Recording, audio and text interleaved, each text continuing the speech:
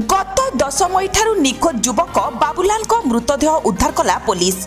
राजगांगपुर थाना अंतर्गत गरफणा पंचायत पदा जाम्पाली ग्राम रे जणे युवक बाबूलाल विगत 10 मई रविवार ठारू निखोज थिला, जार मृतदेह आज राजगांगपुर पुलिस धोपापड़ारू उद्धार करिछि। राजगांगपुर थाना परिसर रे अतिरिक्त आरक्षी अधीक्षक शांता नूतन सामद प्रेस विज्ञप्ति रे गण प्रतिनिधि मानकु सूचना दैछन्ति जे अग्निशम कर्मचारी और डॉग स्क्वाड सहायता रे निखोज हेबार 30 घंटा परे एक नालरू बाबूलाल को मृतदेह उद्धार करा जायछि। साइंटिफिक टीम सह पुलिस रो तदंत जारी। खूब शीघ्र राजगांगपुर पुलिस एही घटना उपरु पर्दाफाश करिबो बोली सूचना रहिछि। बाबूलाल को मृतदेह पंचनामा परे तांको परिवार लोकंकु हस्तांतर करा जायथिबा जणा पड़िछि। बाबूलाल तांको पछे पत्नी दुईटी झियो और गोटिए पुओ छाड़ी जाइछन्ति। तांको परिवार रे शोकर छाया खेली जाइछि। आमे केनता जानू आज्ञा आमे ना घर को नहीं आइबार ले आमे खुजीबा पाई गोलु तो से माने कहले कि आमे मते चरचर करला ले आमे मारलू कहले आमे से कोयलास रतार माइकी नाटक कहला बेले आमे कहलू कि केनता मारी देलो आउ पकई देलो मारी किरी मुई सेत कि ने डाउट करली कि मोर लुको के पूरा जान मारी किरी पानी रे पकई देती मैं बोली किरी मुई डाउट करली से मने खाली नहीं मारी सबु केने पहला सबके नदी रे पाइलु आज्ञा नदी रे तिला पानी रे पूरा पोसे देथिले तो कुकुर नहीं गिरी जाइथिले कुकुर तो पानी रे डगी दबा देला नहीं तो गुटे पिला डगिला से अच्छे बोली कि से दबा पड़ा रे कानबेधी गुटे प्रोग्राम थिला बेले से माने हमको निमंत्रण देइथिले बेले जाइथिले खाइबा पई पार्टी खाइबा पई तापर फेरिला बेले आम ससुर कहले कि जा तमे जाउ था मु परे आसीबी टिके कहिले तापर से माने आसु नाहांती 9-10 हो जाउछि पुडी खोजा खोजी करिनु पाइलु नाही राति सारा खोजा खोजी करलु पाइलु नाही सकाले पुडी तांको घर को गोलु खोजिबा पई आहुरी से बेले से जो राजीव लुगुन कहि के जो पिलाटा अछि से कहला कि एठी सबु माझी मोर सबु मिसी की मारुथिले कहला गां लोक सबु मिसी की मारुथिले बेले मु देखिली आ मो ददा माने अजा हाय बेले से मो ददा एटा तो हाय काहे की मारुछो कहि की छुड़ाली कहला से छुड़ाली आ नहीं रखुली घर को हेले अधा बाटरू से हाथ को छोड़े की दौड़ी देला कहला किंतु जो बाट नौला से बाटटा चला बाट नुह सियाड़े झाड़ा परिस्रा करती से बाटटा चला बाट अच्छी अलग आड़े से बाट नेलु तापर आमे सेटा सुनी कि आमे एफआईआर दर्ज कलु आमे आसिक एठी सबु कहलु मिसिंग सबु कंप्लेन लिखेलु तापर पुलिस माने पुनी गले 2 थर जाइथिले जाई कि खोजा खोजी समस्त करलु आम माने पुलिस समस्त खोजा खोजी करिलु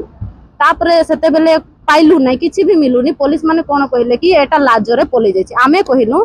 से जे बापा जे ससुर से माने ना माने किछि भी टिके भी पी आजिकल के पिउ नाहंते समस्त कहउछन्ते टिके टिके पार्टी रे पी थिला से टिके भी पीले से माने निशा संभाड़ी पारेनी से चाली ही पारेन ताका आमे आनिबा पाई जाऊ हेले सबटा आजी पाइलु जेमती काली भी एते दिन सारा खोजा खोजी करते पाइलुनी से पुलिस माने कहला आज राति रे टिके रही जा सकाळे देखिबा एक्शन नेबा कहिले तापर सकाळे हला हमको फोन करिले 9टा रे कि आसो थाना को तापर आमे आसिलु तापर चलो सेठी को जिबा कहिले तापर कुकुर नै कि जाइथिले तांकर टीम को नै कि जाइथिले तापर कुकुर पूरा सबु आड़े खोजा खोजी करी कि से नदी रे से कुकुर जोड़ैले तांको आमे तो जानिनु केमती जणांती से मान जानि छंती हेले कहिले कि एई जगह रे देखौछि गुटे खुजो कहि कि से माने आगे खुजिले भी नहीं पुणिया कुकुर जोड़ गला पुणी रिटर्न सेठी फेरी आसिला सेई जगह रो कुकुर बेले तांको टीम पसिले आ खुजा खुजी कर टिके बाट पसिले और बाहरी कि नाही पहुचंते सबटा बेले आमे संदेह करछु बारंबार कुकुर एठी आसुछ मान तो किछि तो अछि बेले आमे गा रो गुटे ददा लागे ताके कहलु माने से पानी रे टिके माने बोधे बुढ़ा बुढ़ी हां बेले कहलु कि दादा तुमे टिके पसी की देखो तो से माने पसी की टिके खुजा खुजी करले पाई गले सबटा से नदी रे हां पुलिस सेठी थिले सेठी समस्त थिले तापर बाहर करिलु देखिलु कि हमरो कोका ससुर ही अटंती सबटाई पोस्टमार्टम रूम रे अछि। गत 10 तारिख रु जन मिसिंग थिले जो गुटे सारा डुंगडुंग बोली पदजामपल्ली रो से गुटे रिपोर्ट देथिले गत काली 11 तारिख रे जे 10 तारिख संध्या रे तांको जने मारपीट करथिले एवं से दिनटु से मिसिंग अछंती बोली तो से रिपोर्ट अनुसार हमर केस नंबर 274 रजिस्ट्रेशन करा हिची एवं हमरो इन्वेस्टिगेशन चली छी इतिमध्यरे आमर टीम जाइकी सर्च करूथिले कि से मिसिंग कोठी अछंती बोली आज तांकर डेड बॉडी मिलिछि एवं आमर इनक्वेस्ट सरी गलानी जे पीएम चलीछि टीम ऑफ डॉक्टर्स नेकी तो ए पर्यंत सेमती किछि जणा पड़िनी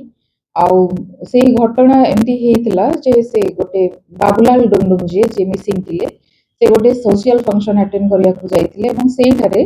जणे महिला को असदाचरण करिथिले एही अभियोग जोगु से महिलांकर हस्बैंड बाबुलाल डुंगडुंग को मारपीट करथिले तो मारपीट कला समय रे तांकर भाई जणे बाबुलाल डुंगडुंग रो भाई राजीव बोली से तांकोठू छड़ेइथिले एवं तांको घर को नौथिले सेही बाटरे से तांको माने पचारिथिले घटना विषय से तो सेही समय रे से सेठारू दौड़ी किना पळेले एवं ता परठू से मिसिंग थिले तो इन्वेस्टिगेशन हमरो चलीछि तो तदंतरु जहा जणा पड़िबो से अनुसार एक्शन लिया